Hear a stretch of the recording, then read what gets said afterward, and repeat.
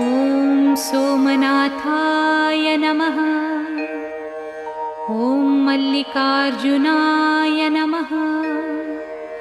ॐ महाकालेश्वराय नमः। ॐ ओंकारेश्वराय नमः। ॐ वैद्यनाथाय नमः।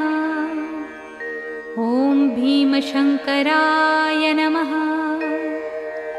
ॐ रामेश्वराय नमः। ॐ नागेश्वराय नमः। ॐ विश्वेश्वराय नमः।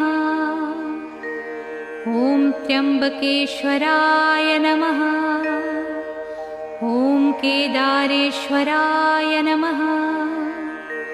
ॐ भुस्मेश्वराय नमः।